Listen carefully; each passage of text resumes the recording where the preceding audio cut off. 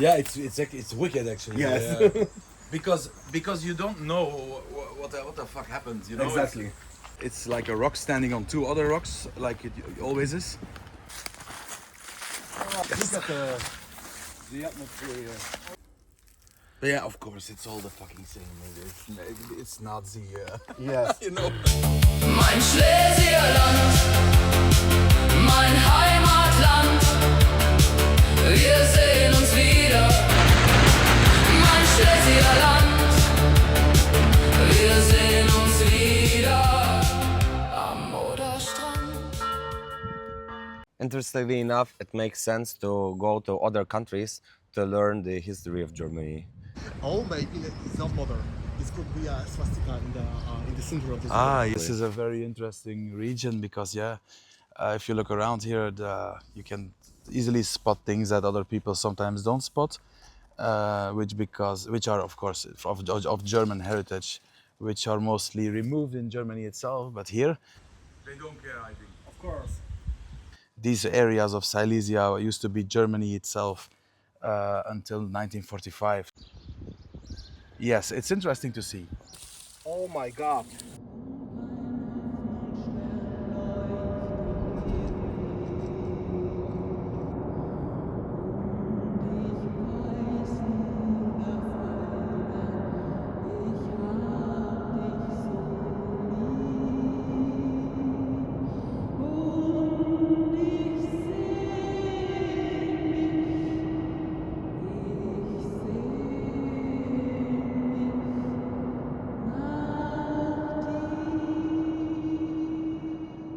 Remember that building where the people were like living? There is like residential area and people are like getting out of the flat. And on the portal of their living house, there is written, it's built in times of Hitler, still to this day. Yes, it actually says Erbaut unter Regierung Adolf Hitlers.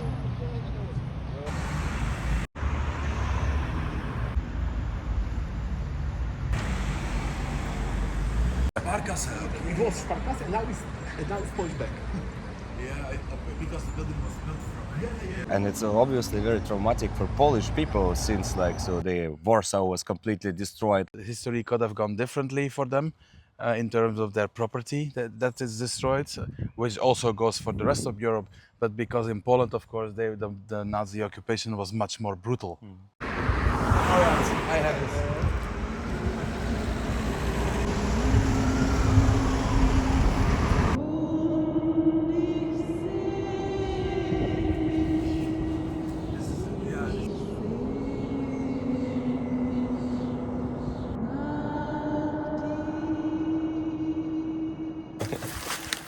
Yes, you can already see. And there is like completely different ideas like about how we need to treat like the monuments that are left after Germany. Yeah. In Germany, they are obviously all removing them because it's hard to understand for the younger generations. But in Poland, it's different. They don't care. Mostly, they don't care. There are like lots of graves, other relics in the bushes with even forbidden symbols.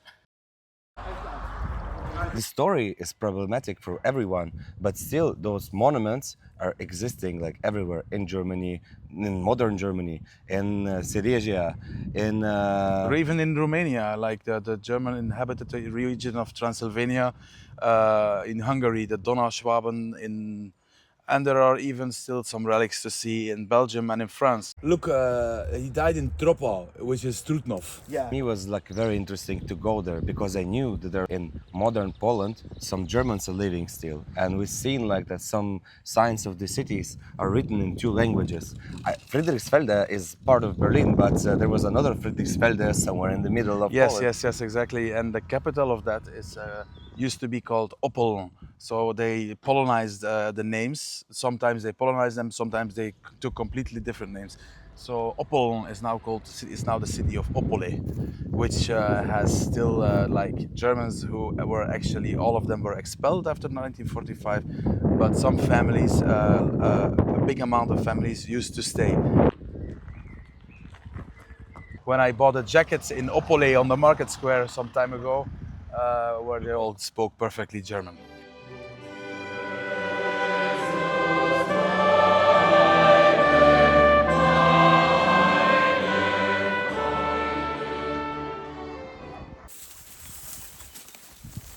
not to forget that we had a person who is like really deep into this topic. He is like a local Polish person, and how he found this everything. He's so knowledgeable, and even like somewhere in the middle of the forest on a swamp where nobody is like driving, like where nobody is passing by, he just like removes the grass and you see something shocking there. It was not Startarbeit, I think. Yeah, Notstand. Notstand. Yeah, I think he, of course, grew up. He's from the mid 80s, and he grew up in the post-Soviet Soviet Poland. The people growing up in that period of time did not have much entertainment, so they did play a lot outside in the forest, things like that. Unlike in the West, where You've seen obviously a lot of different artifacts all around Germany, but on that trip, something like if you would pick one thing. I would especially take the stone in the woods. It would be 1937. It Yeah. would be not so Yeah, interesting. yeah. Of course, also, but But it will be not the same. There is like a memorial stone, like some neo-paganic gravesite with like they do in the north of Europe as well, like a rock with a name engraved. Some man, Freiherr, which is an aristocratic title, from Görlitz, and he died in 1924. And there is a Hakenkreuz or a swastika on his grave. So of course, not many information is known about him. But yeah, it is still there, and it's a time document that is worth looking at. It's surprising, of course, to see. We are used to seeing other things similar, like the architecture that remains this and that, but it's not the same because there are no symbols. So, like in this case, there are rocks in the bushes with symbols that are forbidden in Europe still today. Not, and also like on public cemeteries as well.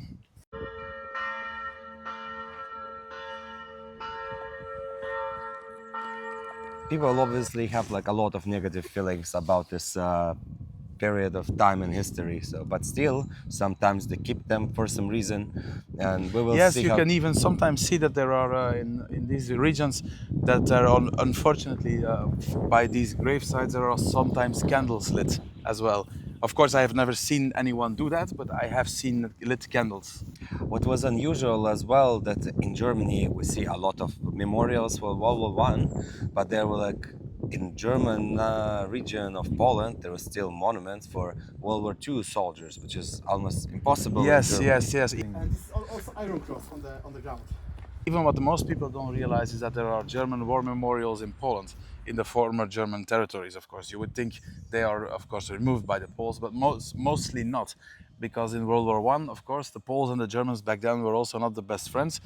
But the aggression was not directly aimed at them as a people back then. So that's why many towns, even that have not a German name, still have like memorials for German soldiers, even with the sculpture, sometimes with the Stahlhelm. And sometimes you see that the names are mixed, German and Polish together, because this was obviously a border region as well. Some of the monuments were like of the soldiers from World War II. There were like photos of them in uniforms, and still people were like taking care of their graves and sometimes even erecting new ones. 21st century in Poland, it's not Germany as well, and for Poland is like very, very problematic and traumatic topics. But yeah, you would think so. But I think the Poles, like today, like even our friend tells us that many people don't care. They're going about their own business every day, and there are much more important issues than running around the forest and destroying objects or interfering with another family's business back in that day. So we're also not in Germany, which obviously caused all of this this trouble back then in 1939-45. The thing is, I would not just advise you to go look for them, because in this video it looks like they are all around every corner, which is in a way true, but you're gonna have to do some driving. Like this video looks like it's all around 1 or 2 kilometers from each other, but it's actually like 100 or 200 from each other. All in all, like it's all probably should be made because people need to. Yes, because at one point all of this will disappear as Poland is economically growing. So a lot of buildings which still have those kinds of relics are being renovated or even torn down. So I think these are now the last years in which this is possibly, which it's possible to do this, to document this. Excuse me. figure out how should we treat like this artifacts from the past, because we're like speaking about them. Yeah, we're speaking about disappearing. like they are amazing or something, but how do we treat them? How do we, what do we feel by that? Is also not for me to say. You know, that's for the Polish government to make a decision about what to do with that. So the reason why we do this is because we are purely interested in this historical topic. We are from both different countries, and we met in Berlin, and now we are trying to document what is left of this with an approach that is purely, like I said, purely historical and does not have anything to do with political activism. And it's your decision, actually, what to do with these monuments, not ours.